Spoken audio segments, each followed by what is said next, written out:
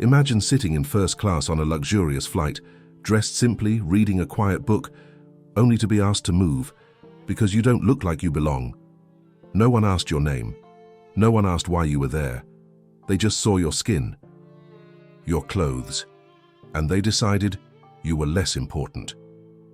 But what if the man they dismissed so easily was one of the most powerful and humble leaders in Africa?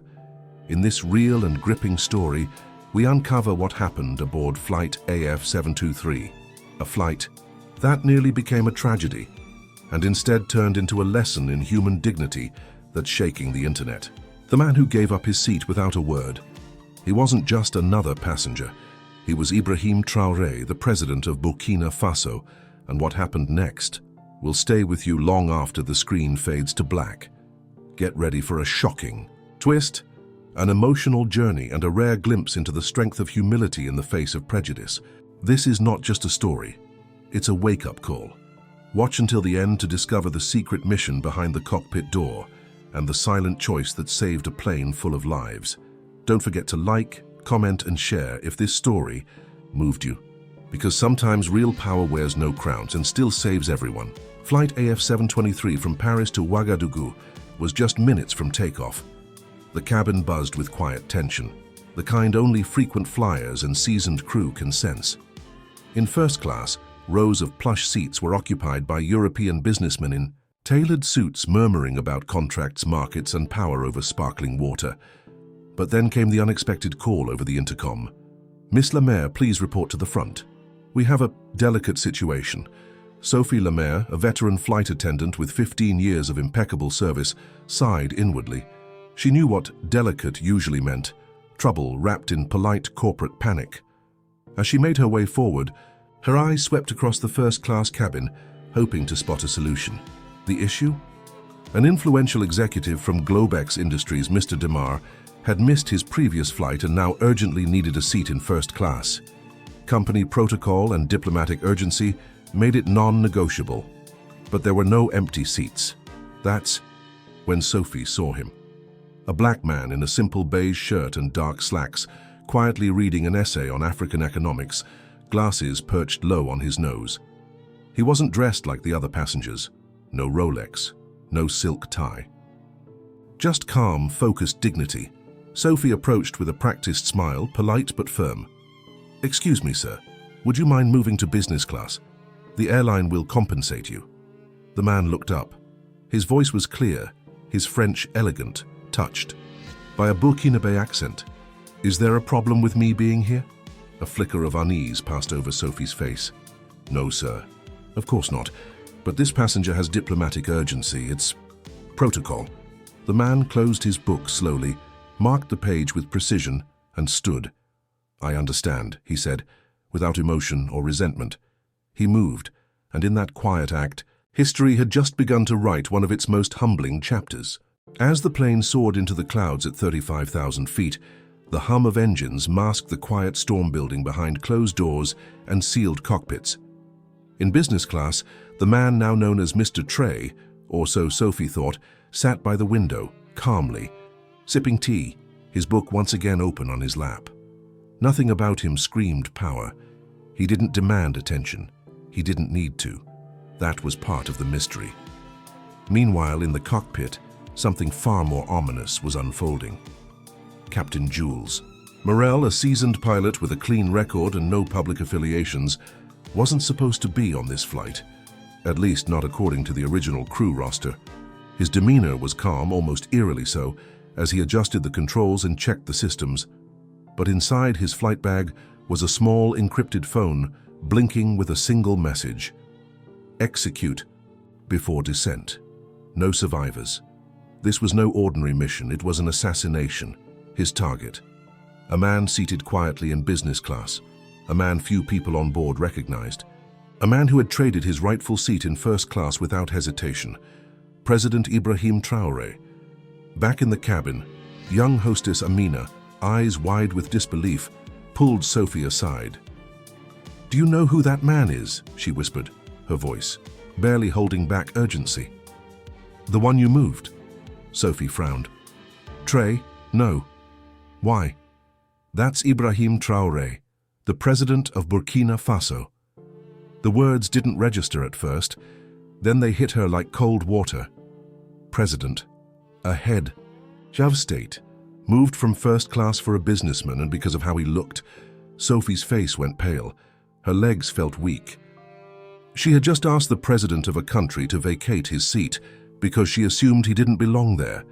And above them, in the cockpit, someone was silently planning to make sure the world never found out he was on that flight at all. Sophie stood frozen in the narrow crew galley, the hum of the aircraft around her suddenly drowned out by the storm of thoughts swirling in her head. She had asked a president to give up his seat, a man who governed a nation, a man quietly on, board for a diplomatic mission without security, without fanfare, and she had treated him like he didn't belong, not because he was rude, not because he had broken any rules, but because he didn't look the part. The suitless man with the calm eyes and worn leather bag had been overlooked for one simple, uncomfortable reason: appearance. The realization crashed down on Sophie like sudden turbulence. "I judged him," she whispered to Amina, her voice cracking. "I didn't even think, I just assumed." "We all make mistakes," Amina replied softly, placing a reassuring hand on her arm. "What matters is what we do next." But for Sophie, that wasn't enough. Every time she walked past business class, she stole a glance at him. President Ibrahy Trari. He sat there, still reading, still calm, sipping tea as if nothing had happened. Not a single complaint, not a flash of pride, just quiet dignity. She noticed the details she had missed before, the deep intelligence in his eyes, the serene strength in his posture.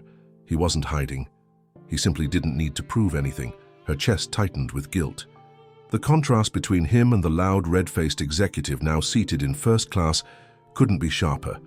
It wasn't just a seat that had been traded. It was a moment that exposed something much deeper: how easily we judge others by the surface, and how often we get it wrong. And what haunted Sophie the most wasn't what he said, it was what he didn't. Not a word of protest, not a flicker of ego, just silence. The silence of someone who knows exactly who they are. The plane gently rocked with a pocket of turbulence as it passed over the vast African skies. Sophie moved down the aisle with a tray of drinks, but her mind wasn't on her duties. It was still on him. President Ibrahy Trari sat calmly in business class, his eyes scanning the pages of his book, his expression serene. How could someone of his stature remain so grounded, so composed, even after being humiliated?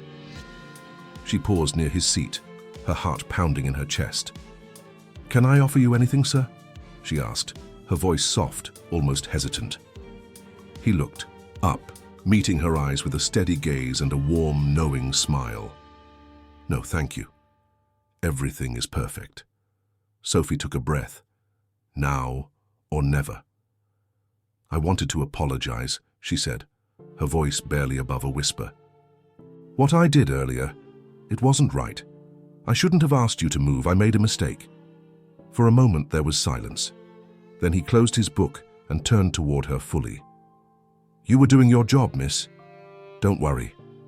"No," she said more firmly this time. "It wasn't about the job. I judged you because you didn't fit the picture I had in my mind, and I was wrong." He studied her quietly, then spoke in a voice filled with calm strength. "Do you know why I agreed to change seats without a word?" he asked. She shook her head. "Because these seats, these titles, they're illusions. They make people believe. They're more important than others.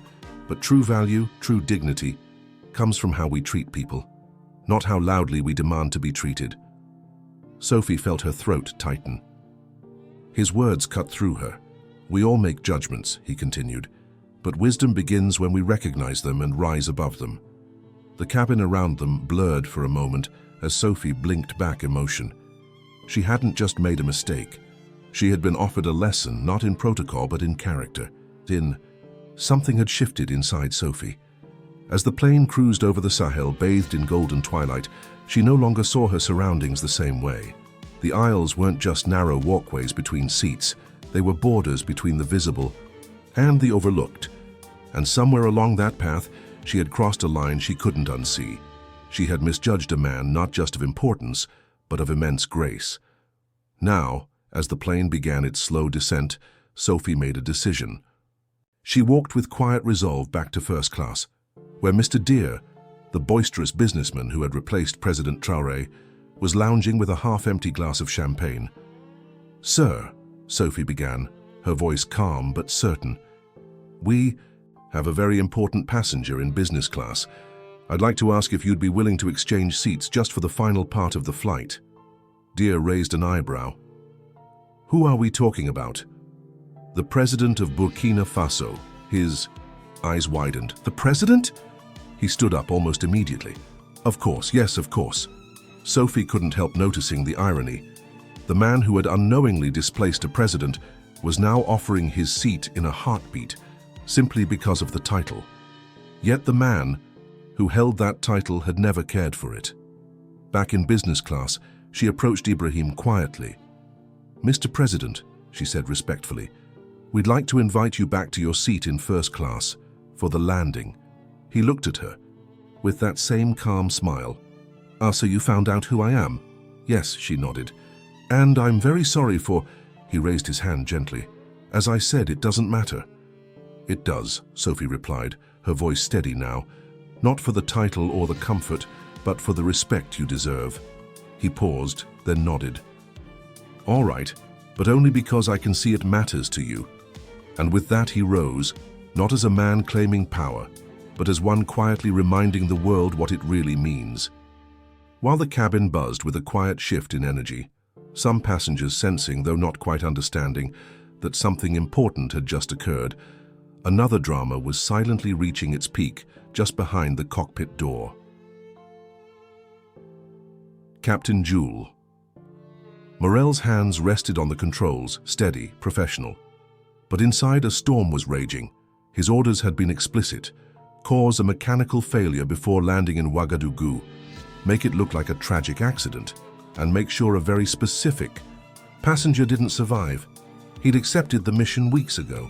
A quiet deal, a large payment and a simple target, President Ibrahy Trari. But now, in the final minutes before descent, doubt pierced through the armor of his mission. He had watched the man, observed him through the discreet cameras in the cabin. Not a tyrant, not a corrupt politician clinging to power. Just a man of quiet conviction, humility, and undeniable presence. A man who gave up a first-class seat without complaint. Who spoke with grace and treated people, all people, with dignity. Morel's thumb hovered near the override switch. One flick. That's all it would take. The left engine would falter. A warning light would flash. He would call for emergency procedures too late. The descent would spiral into tragedy. No one would suspect it wasn't an accident. But then his thoughts returned to something simple. Sophie's voice when she said, "Not for the title or the comfort, but for the respect you deserve." And Ibrahim's words, "True leadership doesn't shine, it serves." Morel closed his eyes. When he opened them again, he looked at the blinking screen on the encrypted phone one last time. Final moment approaching. Do not fail. He reached down and turned the phone off. Outside, the runway lights of Ouagadougou glimmered through the dusk. The landing gear extended. The wheels touched down, smooth and steady. He had chosen not to obey, and no one in the cabin knew how close they had come to never landing at all. That night, in her quiet hotel room in Ouagadougou, Sophie sat by the window, still in uniform, her thoughts miles away from the gentle hum of city traffic below. The events of the flight replayed like a film she couldn't pause. She had asked a president to move because he didn't look important. She had spoken to him with polite authority, unaware that the man in the beige shirt held a nation's trust. And yet, he showed no anger, no ego, only kindness, clarity, and grace. Sophie opened her travel journal and began to write. Her pen trembled. "Today I embarrassed a president, but instead of making me feel small, he taught me what true greatness looks like. It's quiet, it's humble, it never needs a title to demand respect. From now on, I'll try to see people not for what they wear or where they sit, but for who they are." She closed the book, but the moment was far from over. Months later, while on another routine layover in Paris, Sophie received an envelope. Inside was a formal invitation on embossed paper, an opportunity to join a cultural exchange program between French Airlines and the government of Burkina Faso. At the bottom of the letter, written in a different ink, was a simple handwritten note. Real encounters change us. Welcome to Burkina Faso. It was signed simply. It. Sophie smiled. That flight had changed her, not just because she'd made a mistake, but because she had been given the chance to grow from it. President Traoré had done more than survive. A flight that could have been his last. He had left a mark far deeper than any seat or title ever could. His dignity had planted a seed in her and perhaps in all who heard the story.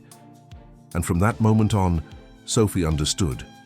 Some lessons don't come with warnings. They arrive quietly at 35,000 feet, disguised as a man with a book and a kind smile. President Ibrahy Trari could have demanded his title. He could have made a scene, exposed the disrespect and taken back his seat with thunder. But he didn't, because real leaders don't need to shout. They teach, even in silence. He walked through judgment without bitterness, and somehow changed hearts without saying a word. One man's humility reminded us what true power looks like. One woman's regret became a bridge to compassion, and one captain's final second of hesitation saved hundreds of lives. Now the question is, what would you have done? Would you have judged based on a suit, a name tag, or the color of someone's skin?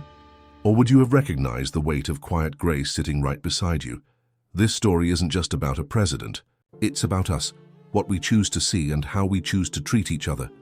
So next time you board a plane, walk into a room or cross paths with a stranger, remember, behind every face there might be a lesson, a leader, or even a silent hero.